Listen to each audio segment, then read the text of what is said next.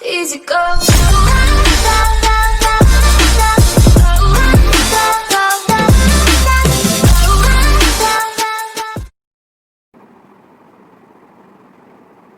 baik. Assalamualaikum warahmatullahi wabarakatuh. Okey, hari ini cikgu nak terangkan sikit tentang syair lah. Okey, syair slide ni disediakan oleh cikgu. Cuma bahan-bahan cikgu ambil di dalam masa sawang lah. Cuma cikgu buat perbandingan dan juga dari segi dan cikgu ambil daripada buku teks. Okey, baik, buku teks kamu boleh rujuk kaitan 2 dalam muka surat 8. Jadi ada ciri-ciri syair lah. So apa yang cikgu nak fokuskan hari ini adalah kita nak tengok apa itu syair. Baik, kita ke slide yang seterusnya. Yang ni maksud syair. Okey, maksud syair iaitu cikgu ambil daripada Kamus Dewan online. Okey. Dia mengatakan sini syair ni bermaksud karangan yang berbentuk sajak, iaitu dia ada setiap rangkap terdiri daripada 4 baris. Jadi syair ni adalah mainan orang dulu-dulu lah. Bukan mainan, dia satu aktiviti sastra atau aktiviti seni orang dulu untuk mengisi masa lapang. Okey, maafkan cikgu jika salah fakta, tapi setahu pembacaan cikgu adalah syair ni adalah tujuan orang dahulu untuk mengisi masa lapang. Yalah, orang dahulu kan dia banyak memerhati situasi ataupun keadaan sekeliling mereka. Dulu kan kita tak ada apa? Kita tak ada TV. Jadi itulah sebagai orang kata mengisi masa lapang mereka. Okey, baik. Jadi syair ni adalah karangan bersajak atau puisi ataupun lagu. Kamu tengok ni di sini nombor 2 tu. Okey, membaca syair dengan berlagu. Maksud syair ni satu benda, dia buat satu cerita ataupun satu nilai digabungkan sekali, dia ceritakan balik dalam bentuk irama dan lagu. Okey, baik. Jadi hari ni selepas kita dah tahu maksud, so kita akan pergi kepada penerangan sedikit lah sebelum cikgu pergi lebih lanjut. Okey, ilmu yang cikgu dapat hari ni, cikgu ambil maksud tadi cikgu ambil daripada PRPM Dewan Bahasa. Dengan yang kedua cikgu ambil daripada blog Rans Nasir ni. Ada dalam link ada nanti cikgu bagi dalam deskripsi channel. So kamu bolehlah rujuk pada dia ataupun boleh tengok dalam buku teks. Okey.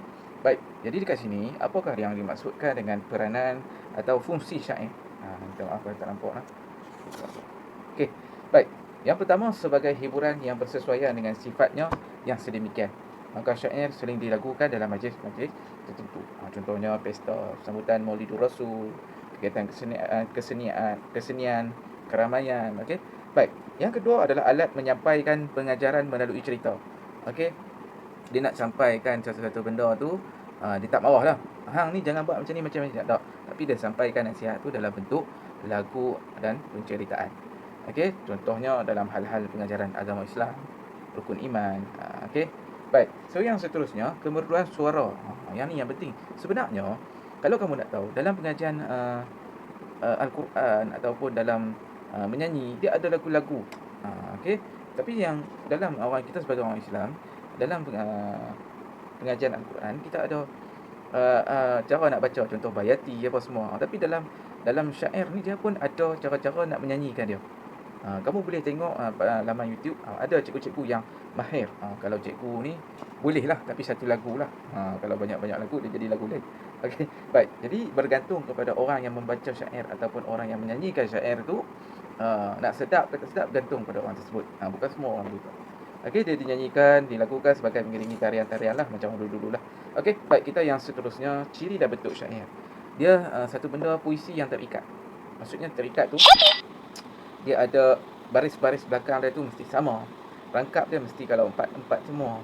Dia tak boleh 4 ni 2, tak boleh. Jadi dia terikat. Syair ni tidak mempunyai pembayang. Dia bukan macam pantun. Dia ada maksud dia tersendiri. Setiap baris tu ada maksud. Okey, setiap rangkap terdiri daripada 4 baris. Ini bermakna setiap satu rangkap ada baris yang tetap. Okey, bilangan perkataan sebaris iaitu 4 atau 5. Dia tak boleh panjang, dia tak boleh 10, 12. Dia jadi lain dah. Dia jadi puisi ke apa. Okey. Dia jadi benda lain, bukan puisi, dia jadi cerita ke apa. Jadi lain dah. Sajak ke. Okey, baik. Jadi sini suku kata, bilangan suku kata dia tetap. Kalau sini 8, sini 9, sini 8, sini 10. Dia tak boleh pergi jauh. Okey, rima akhir dia akan sama. A. Okey, contohlah cikgu bagi nah.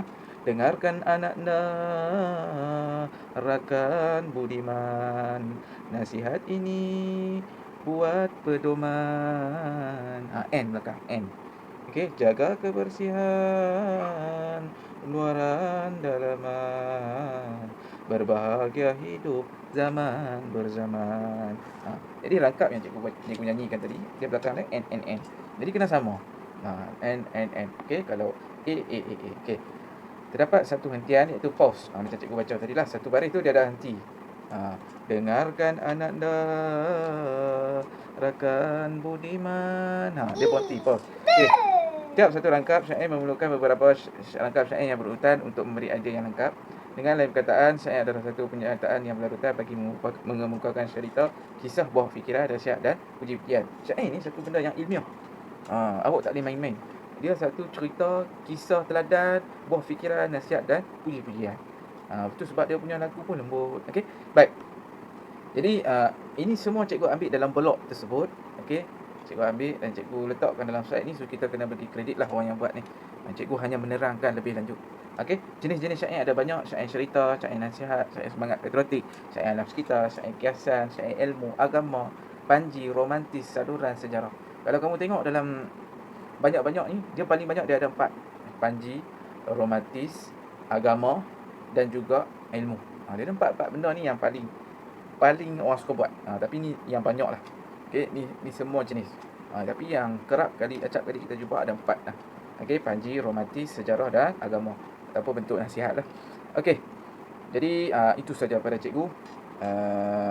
Syair ni kita tak boleh lupakan juga. Dia sebenarnya satu warisan turun-temurun. Jadi cikgu ucapkan terima kasih kepada blog ini. Jadi cikgu ambilkan, so cikgu bagikan kredit untuk dia lah. Okey, jadi sama-sama kita sharekan ilmu ni supaya bermanfaat. Jadi itu saja pada cikgu. Assalamualaikum warahmatullahi wabarakatuh.